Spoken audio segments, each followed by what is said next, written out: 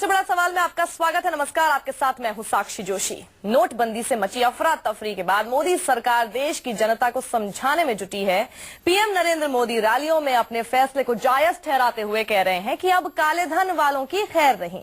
आज गाजीपुर की रैली में प्रधानमंत्री ने काला धन रखने वालों और विपक्ष दोनों पर जमकर हमला बोला और कहा कि मेरी कड़क चाय गरीबों को पसंद आती थी जबकि अमीरों का मुंह उतर जाता था। पीएम ने कांग्रेस पर भी हमला बोला। हमने तो 500 1000 बंद किए पर कांग्रेस चवन्नी तक नहीं बंद कर पाई। प्रधानमंत्री अपने फैसले पर आक्रामक हैं तो विपक्ष भी एकजुट होकर पलटवार के मूड में है। कांग्रेस और लेफ्ट ने तो यहां तक कह दिया कि यूपी चुनाव से पहले ही बीजेपी ने अपने पैसे बदल लिए हैं। तो आम आदमी पार्टी कह रही है कि गरीब परेशान है और मोदी जी के दोस्त चैन से सो रहे हैं। इसी पर हमारा सवाल है, क्या मोदी की कड़क चाय से विरोधियों में एकता हो गई है? विपक्ष क्यों कह रहा है बीजेपी ने अपना पैसा बदल लिया है? पहले देखिए प्रधानमंत्री और विपक्ष दोनों में वार और पलटवार। तो विरोधी एक स्वर में बोलते नजर आ रहे हैं और इस मुद्दे पर बड़ी बहस के लिए हमारे साथ जुड़ गए हैं जीवीएल नरसिम्हा राव जो कि प्रवक्ता हैं बीजेपी के, साथ ही संजय झा प्रवक्ता कांग्रेस, राकेश सिन्हा जो कि संघ विचारक हैं, राजीव रंजन जो कि प्रवक्ता हैं जेडीयू के, और साथ ही आशीष खेतान आम आदमी पार्टी से प्रवक्ता। आप सभी का बहुत बहुत स्वागत है। और क्योंकि पहला सवाल हमारा विरोधियों के ऊपर ही है तो इसलिए पहला सवाल मैं सबसे पहले संजय झा जी आपसे करना चाहती हूँ। इससे पहले भी मोदी सरकार ने कई योजनाएं आपके सामने लाकर रखी जो हो सकता है आपको लगी हो कम दूध की चाय की तरह है या फिर कम मिठास वाली चाय की तरह है, लेकिन ये नोटबंदी का जो पूरा मुद्दा है इसको एक कड़क चाय की तरह अगर आपके सामने रखा गया है तो ऐसा क्यों है कि पूरा का पूरा विपक्ष एक साथ उसे कड़वा मान रहा है? देखिए, अब भारत के लोग बहुत समझदार और जागरूक हैं साक्षी जी। यही मोदी जी हैं जिन्होंने 2014 के चुनाव के पहले कहा था, भाइयों और बहनों 15 लाख मैं आपके बैंक अकाउंट के अंदर 100 दिन के अंदर डाल दूंगा। उससे बड़ा झूठ, बेबुनियादी झूठ मैंने आज तक नहीं सुना है और उस झूठ के बदौलत ये प्रधानमंत्री बन गए। अब देखिए, जो प्रधानमंत्री जिसकी विश्वसनीयता न हो वो आज कहते, आज भी वो चुनाव प्रचार कर रहे हैं और भारत का कम से कम जो मैंने आंकड़े पढ़े 2 घंटे पहले, लगभग 16 मासूम भारतीय लोगों की मृत्यु हो चुकी है। 16 लोग मर चुके हैं, उसमें बच्चे हैं, महिलाएं हैं और बुजुर्ग हैं। और इतनी बेशर्म और बेरहम ये सरकार है मोदी जी की कि इनको कोई परवाह नहीं है। ये आज भी कहते हैं कि जो करोड़पति लोग हैं वो अभी लाइन में खड़े होंगे। एक और बड़ा झूठ, जिनके पास काला धन है मोदी जी, वो तो विदेश में बैठे हुए हैं और उनका सारा नाम पैनामा पेपर्स में खुलासा हुआ था इंडियन एक्सप्रेस पर। आज भी मोदी जी कुछ काम, एक उन्होंने कदम नहीं उठाया कि जो लोग सबसे बड़े जो गुनहगार हैं उनको गिरफ्तार किया जाए, उन पे एफआईआर मैं इसका जवाब ले लेती हूँ नरसिम्हा राव। उन्होंने क्या किया है? जो आदमी, जो शख्स काले धन को लेके राजनीति करे, मैं समझता हूं उससे दुर्भाग्यपूर्ण और शर्मनाक शख्स भारत में नहीं हो सकता। मोदी जी को माफी मांगनी चाहिए भारत के लोगों से। सवाल तो वाजिब है। सवाल ये है कि जिनके पास काला धन है आप उनको जाके पकड़ लो ना, किसने मना किया है? आम जनता को क्यों परेशान कर रहे हैं? ये कांग्रेस पार्टी की बौखलाहट और संजय झा की बौखलाहट आपके प्रोग्राम पे साफ झलकता है। पता नहीं इनके पैसे कितने डूब गए और इस पार्टी के पैसे कितने हजारों करोड़ रुपए डूब गए। 15 लाख करोड़ रुपए की भ्रष्ट, आप सुन लीजिए, 15 लाख करोड़ जनता की पैसा लूटने के बाद 10 साल के कार्यकाल में, 10 साल में अपने भ्रष्टाचार के अलावा कुछ किया क्या? 15 लाख करोड़ 2G स्कैम, कोयला स्कैम, दुनिया भर की स्कैम आपने किया है। विश्व के सबसे भ्रष्ट पार्टी कांग्रेस पार्टी है। गिरफ्तार कीजिए ना। नहीं है। अरे किसी ने गलती की है, गिरफ्तार कीजिए। आपको मजाक आती है, जनता को बिल्कुल समझ आती है। और इस प्रकार आप देखिए, मैंने बीच में नहीं बोला जब आप बोल रहे थे, आपकी बौखलाहट साफ झलक रही है। देखिए, प्रधानमंत्री नरेंद्र मोदी जी, न उनका कोई परिवार, उनकी साफ सुथरी छवि, एक पैसा का इल्जाम उनके सरकार पर नहीं 2.5 साल से। जी भैया जी, आप देखिए बेईमानी के अलावा कुछ किया ही नहीं है। जी भैया जी, विपक्ष का काम है सवाल तो पूछेंगे, लेकिन ये एक धारणा कि जो इस मुद्दे पर सवाल पूछेगा वो खुद भ्रष्ट होगा, ये थोड़ा ना तार्किक नहीं है। कि मतलब कोई अगर सवाल पूछे और वो खुद भ्रष्ट है, ये सही नहीं है, क्योंकि ये गरीब आदमी भी ये सवाल कर सकता है, जो कि कई बहुत घंटों तक लाइनों में लगा रहता है। लेकिन राजीव रंजन जी, हमारा जो मुद्दा था, हम अपने मुद्दे पर रहते हैं। मुद्दा हमारा ये है, कोयला स्कैम नहीं हुआ। मुद्दा हमारा देखिए, मुद्दा हमारा ये है कि ये विपक्ष कैसे एकजुट हो गया इस मुद्दे पर। मैं राजीव रंजन जी आपसे पूछना चाहती हूँ, बिहार में आप लोगों ने महागठबंधन बना दिया था, एक वोट का महागठबंधन आपने पहले बनाया, ये नोट का महागठबंधन बन रहा है क्या अब?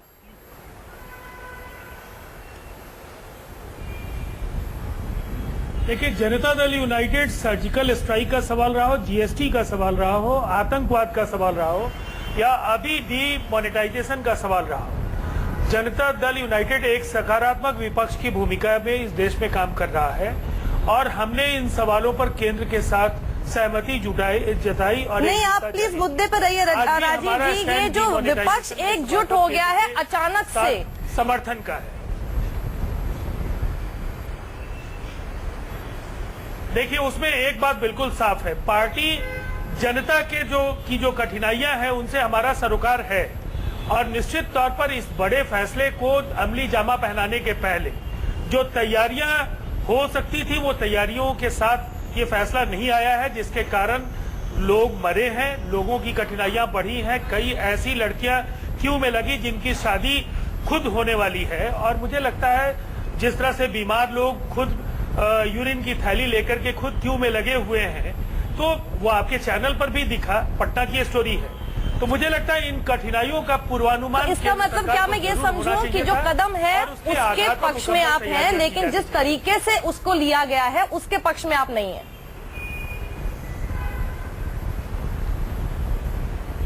हाँ, निश्चित तौर पर इस फैसले के साथ हम हैं और हम चाहते हैं मजबूती के साथ काला धन पर प्रहार करने के साथ साथ जो कुछ भी इस तरह के फैसले हैं जिससे जो चुनाव इलेक्टोरल रिफॉर्म्स को लेकर के जो लंबे समय से इस देश में बहस है, उस बहस में काला धन की एक प्रभावकारी भूमिका रही है। इसलिए अगर उस पर कुठाराघात होता है, प्रहार होता है, तो निश्चित तौर पे ये सराहनीय और साहसिक कदम है। आशीष खेतान, लोग ये कह रहे हैं कि विपक्ष का जो है राशन पानी इसके बाद बंद हो रहा है, इसीलिए इतने ज्यादा बौखलाए हुए हैं। राशन पानी से बौखलाए हुए हैं या इस बात से बौखलाहट है कि 2019 में कई मोदी सरकार जो है वो पूरी तरह से सुपड़ा साफ न कर दे विपक्ष का? आज चुनाव की राजनीति 19 में क्या होगा, 17 में क्या होगा, ये सारे मुद्दे सब पीछे हैं। पार्टी को सबसे बड़ा मुद्दा ये है कि जो देश की 99% जनता है वो आज उसके खाने के लाले हो गए, उसके पसीने छूट गए हैं। मेरे घर में शादी थी, मैंने 10 लाख रुपए अपनी बेटी के लिए, अपनी बहन की शादी के लिए इकट्ठा करे थे। रातों रात मुझे बता दिया गया कि मैं बेईमान हूँ। मैंने अपनी माँ के इलाज के लिए, अपने बच्चों के इलाज के लिए 10 लाख रुपए इकट्ठा किए थे। रातों रात मुझे बता दिया गया मैं बेईमान हूँ। मैं 400 लोगों की तनख्वाह देता हूँ, हर महीने 5 लाख रुपए में तनख्वाह बांटता हूँ, मुझे रातों रात बता दिया गया मैं बेईमान हूँ। और ईमानदार कौन है? ईमानदार वो लोग हैं जिन्होंने स्विस बैंक में पैसे जमा कर रखे हैं। मोदी जी खुद कहते थे कि 80 लाख करोड़ रुपए स्विस बैंक में जमा है, वो ईमानदार है। ईमानदार कौन है? जिन्होंने स्टॉक मार्केट में और बड़े बड़े शॉपिंग कॉम्प्लेक्स में और बड़े बड़े रियल एस्टेट में पैसे जमा कर रखे हैं, वहां इन्वेस्टमेंट कर रखा है, वो सारे लोग ईमानदार हैं। ईमानदार कौन है? देश के 10 बड़े उद्योगपति जिन्होंने पब्लिक के बैंक के 10 लाख करोड़ रुपए कर्जा ले रखे हैं और एक भी पैसा वापस नहीं कर रहे हैं, वो सारे लोग ईमानदार हैं। क्योंकि वो सारे लोग मोदी जी को उनके चुनावों के लिए पैसा देते हैं। मोदी जी ने 2014 में बड़ा महंगा चुनाव लड़ा था। किसके पैसे से लड़ा था? अंबानी और अदानी जैसे लोगों के पैसे से लड़ा था। मोदी जी 2017 में चुनाव लड़ रहे हैं, किसके पैसे से लड़ेंगे? इन्हीं लोगों के पैसे से लड़ेंगे। जो आज कतार में आदमी खड़ा है, जिसका घर का खाना पीना बंद हो गया, घर के चूल्हे नहीं जल रहे हैं। नहीं, लेकिन खाना पीना तो बंद हो गया, लेकिन ऐसा तो नहीं है कि पंजाब और यूपी को लेकर डरे हैं आप लोग कि वहाँ पर कहीं आप लोग का बिल्कुल नामो निशानी ना खत्म हो जाए, इसीलिए? नहीं, हमारा नामो निशान खत्म हो जाए कोई फर्क नहीं पड़ता। पार्टी खत्म हो जाएगी। हमारी वैसी भी कोई हैसियत नहीं है, आम आदमी पार्टी की कोई हैसियत नहीं है। आम आदमी पार्टी के पीछे तो रोज मोदी सरकार लगी रहती है। इन्होंने हमारे 20 आप जेल में डाल दिए। आशीष जी, आप ये लोग हम- नाम हमेशा ले लेते हैं जी, आगे, जी, आपके जेल पास में डाल सबूत देंगे। होते हैं नहीं, आप मैं ये किसी का कह भी रहा नाम हूं- ऐसे आके उछाल देते हैं, आप सबूत के साथ क्यों नहीं आते? साक्षी जी मैं सबूत देता हूँ। बताइए कौन मैं सा सबूत सबूत चाहिए देता हूं, आपको? मुझे मौका दीजिए। बताइए आप कौन सा सबूत जी, बोलिए। चाहिए? 10 लाख करोड़ रुपए 10 लाख करोड़ रुपए कर्जा ले रखा है देश के बड़े 10 उद्योगपतियों ने जो वापस नहीं कर रहे हैं। हाँ। ये सारी आरबीआई की वेबसाइट पे सारी फिगर्स हैं। 80 लाख करोड़ रुपए स्विस बैंक में जमा है। ये खुद मोदी जी चुनाव की रैली में कहते थे 2014 में। चलिए, तो आप इसका- उठा के निकाल तो लीजिए इसका मोदी जी जवाब की हम चुनाव सीधा की रैली, राकेश सिन्हा जी से जिसमें वो ले कहते लेते थे हैं। कि 15 लाख रुपए सबके खातों में आ जाएंगे। साक्षी जी मैं भी राकेश कुछ- जी, मैं राकेश आपको जी बहुत सबूत देर से देता सुन रहे हैं। हूं। एक मिनट संजय मैं जी, एक सबूत मिनट। देता राकेश जी हूं। बहुत देर से सुन रहे हैं, पहले मैं राकेश जी के पास जाना था। राकेश जी जवाब है आपका इसके पास? जी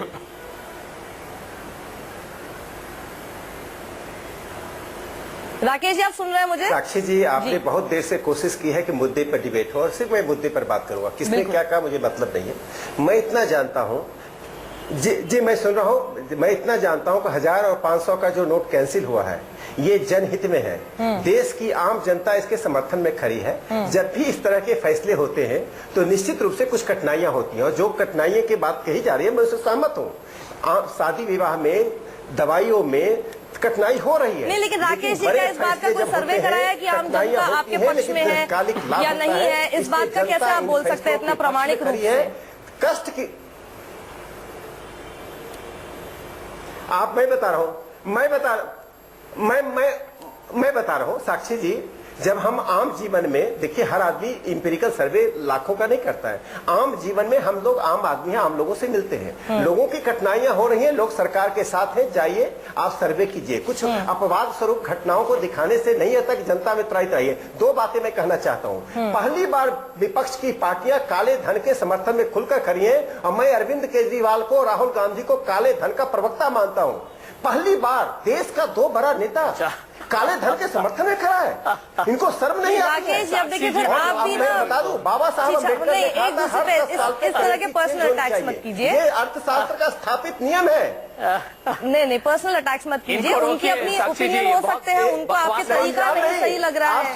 सुन लीजिए, मैं इसको रक्तहीन क्रांति कहता हूँ। This is a bloodless revolution. बकवास, ये बेकार, बिना रक्त बेतुका बहाए बात कर देश रहे में हैं। संजय जी, अर्थशास्त्र संजय जी में बोलिए। क्रांति हुई है। जी। आज संजय झा जो बोल रहे हैं, साक्षी संजय झा राकेश जी, जो बोल ज्यादा रहे हैं, समय नहीं है मेरे पास, साक्षी संजय जी की को बात बोलने कर रहे हैं। सबूत- पहले कांग्रेस बहुजन साक्षी समाज जी, पार्टी, जी, संजय जी देखिए, बोलिए। बीच में बहुजन बोलते समाज रहेंगे। पार्टी और आम आदमी पार्टी के साथ संघर्ष। राकेश जी, संजय जी को बोलने इसके इसके दीजिए। साथ संकट है, चुनाव कैसे ये बोलते लड़ेंगे? ही काला रहेंगे। धन तो साफ हो गया। राकेश जी, देखिए, प्लीज वो संजय जी बोलते को रहेंगे और डर गए हैं। हाँ जी, बोलिए। मैं साक्षी जी, तई को आपने सबूत के बारे में पूछा, मैं आपको बताता हूँ। अखबार में ये खुलेआम इसके बारे में रिपोर्ट्स आ चुके हैं, और यही कांग्रेस पार्टी पूछती है मोदी जी से कि वेस्ट बंगाल में भारतीय जनता पार्टी के जो राज्य के जो उनके अफसर लोग हैं, कार्यकर्ता हैं, उन्होंने करोड़ों रुपए वेस्ट बंगाल में मोदी जी के भाषण के पहले उन्होंने वहां डिपॉजिट किया था। किसने बताया था उनको?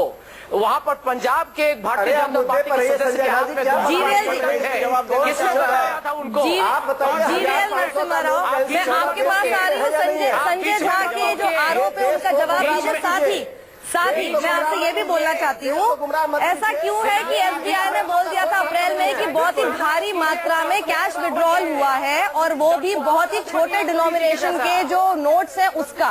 ऐसा क्यों हुआ था अप्रैल में? एसबीआई ये चीज बोल चुका है। देखिए, अप्रैल आप 8-7 महीने पहले कहानी पूछ रहे हैं, तो आप एसबीआई से पता कर लीजिए। नहीं, क्योंकि आपके जो नोट बन रहे थे आरबीआई में, तो खोखले, तो वो तो 6 महीने से छप रहे हैं ना? सुन लीजिए प्लीज। नहीं, यदि कांग्रेस पार्टी के पास कोई कैश है, 500 रुपए, 1000 रुपए में कल जाकर के बैंक में जमा कर दें। यदि आपके पास वैध पैसा है तो जमा करें।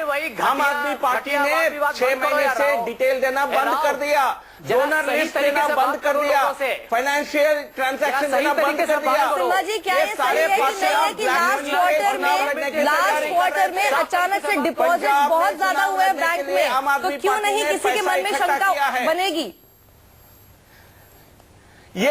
नहीं, बिल्कुल ये सारे खबरों को आरबीआई ने खारिज किया है। तो बेबुनियाद झूठ बोलकर यदि केजरीवाल समझते हैं आज कोई उनकी बात सुनेगा, वो उनकी असलियत जनता पहचान चुकी है। आज ब्लैक मनी के कारोबारों के साथ हवाला ऑपरेटर के अरे राहुल जी ये बताइए कि मोदी जी ने किसको किसको फोन करके बताया कि आपने काले धन को सफेद कर लो, पहले ये बताओ। राहुल गांधी का इमेज पहले से खराब था। किसको किसको मोदी जी ने फोन किया था? कौन से मित्र हैं जिनको वो बता रहे हैं? और केजरीवाल ने लोग जवाब तो दीजिए, बिल्कुल चुक रहे हैं, क्यों हो चुके हैं? संजय जी आपसे सवाल पूछ रहे हैं, आप उनके जवाब तो दीजिए। मैंने जवाब दिया आज नहीं। आपके पास यदि पैसा है, वैध पैसा है, कल जाकर जमा करिए, इसको कोई नहीं रोक रहा है। उसका हिसाब देना पड़ेगा। सभी जो पहले आप समझदारी दिखाइए के बाद हो या पहले हो, आपको हिसाब तो देना पड़ेगा।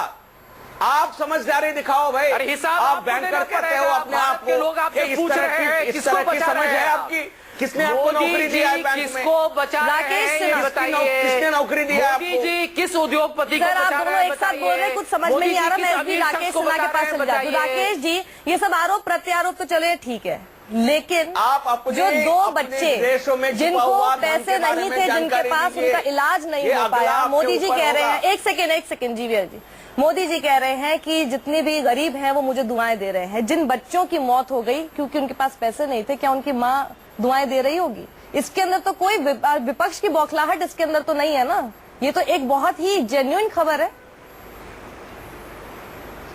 16 लोगों की मृत्यु हुई है। देखिए मैं कह रहा हूं यदि ऐसी घटना घटी तो ऐसी घटनाएं घट सकती है, मैं कह रहा हूं। लेकिन मैं एक बात कह रहा हूं कि यदि इसकी तैयारी की जाती, यदि जैसा कहा जा रहा है। नहीं राकेश जी, आप कैसे कह रहे हैं कि ऐसी घटना घट सकती है? मतलब आपकी तैयारी मतलब पूरी नहीं है? बच्चों की जान चली गई है, किस जगह नहीं है, उनको सूचनाएं जाती है। आप क्या शख्स हैं आप? नहीं मैं बेदर्दी है आप में। 16 लोग आप मेरी बात, अरे बात तो सुन लीजिए, मैं बात तो सुन लीजिए। अपवाद स्वरूप माफी मांगनी चाहिए भारत से। मोदी जी को माफी मांगनी चाहिए भारत से अभी इस वक्त। सुन तो लीजिए साक्षी जी, मैं बोलूं पूरी बात? जी बोलिए, लेकिन साक्षी जी संवेदनहीनता मत कीजिए, अपने शब्द बोलते। अरे मैं माफी, अरे मैं आपके चरण में गिर जाता हूँ। आप पहले मेरी बात सुन लीजिए। अरे सुन संवेदनहीन, अरे आप तो सुन तो लीजिए। मैं कह रहा हूं कि अपवाद स्वरूप घटनाएं यदि इसके कारण घटी हैं तो दुर्भाग्यपूर्ण है, दुर्भाग्यपूर्ण है। इसके लिए वैकल्पिक उपाय किया जाना चाहिए। लेकिन जहां तक तैयारी की बात कही जा रही है, यदि बड़े नोटों को कैंसिल करने में तैयारी की जाती है तो ये ब्लैक मार्केटियर्स के पास सूचनाएं जाती है, ये करने का कोई अर्थ नहीं होता। इस तरह के जो निर्णय होते हैं अचानक किए जाते हैं। कैबिनेट को में फैसला लिया गया, प्रधानमंत्री ने देश को कवर किया और मुझे लगता है विपक्ष अफवाह फैलाने में लगा हुआ है। जाते जाते बहुत ज्यादा समय नहीं है मेरे पास राकेश जी। जाते जाते मैं पूछना चाहती हूँ, कांग्रेस ये आपसे डिमांड कर रही है कि पिछले 6 महीने का सारा आप लोग का जो भी ट्रांजैक्शन हुआ सब आप पब्लिक डोमेन में लाके रख दीजिए। रखेंगे क्या अगर आपको लगता है कि आप बिल्कुल पाक साफ है और दूसरी पार्टीज नहीं है? उनको चुनौती देते हैं भारतीय जनता पार्टी को, सार्वजनिक कीजिए हो, आगे 6 महीने की डेटा हो, इनकम टैक्स में जाकर के सारे जानकारी आप ले सकते हैं। आपके पास यदि पैसा है, मैं आपको फिर एक बार कहूंगा क्योंकि आप में समझ नहीं है। संजय झा को, राहुल गांधी को बिल्कुल समझ नहीं है। ये लोग काफी बेहुदे बात कर रहे हैं। आपके पास यदि कैश है आप कल जाकर के जमा करिए। इसकी मोदी जी को ब्यौरा देना पड़ेगा, आपको इसकी अकाउंटिंग करना पड़ेगा। यदि आपके पैसा सारा स्विस बैंक में रखा हुआ है, सारा राहुल गांधी सोनिया गांधी का पैसा यदि स्विस बैंक में रखा हुआ है। सर मेरे पास समय खत्म हो गया, लेकिन डिबेट से कुछ निकल के आया नहीं। आप सब एक साथ ही बोल रहे थे, लेकिन जितनी बात देखने को मिल रही है इसमें, ये पहले हुआ करता था कि वोट को लेकर महागठबंधन होता था, अब ये नोट को लेकर महागठबंधन होता हुआ जो है नजर आ रहा है। तभी तो ममता बनर्जी भी सीताराम येचुरी को बुला रही हैं कि हम एक साथ खड़े हो जाते हैं इस पूरे मुहिम के खिलाफ। तो ये भी एक सोचने वाली बात है कि ऐसा क्यों हो रहा है। यहाँ रुकेंगे छोटे से ब्रेक के लिए। आप सभी का बहुत बहुत शुक्रिया हमारे साथ जुड़ने के लिए, और न्यूज़ 24 पर आगे भी खबरों का सिलसिला बना रहेगा।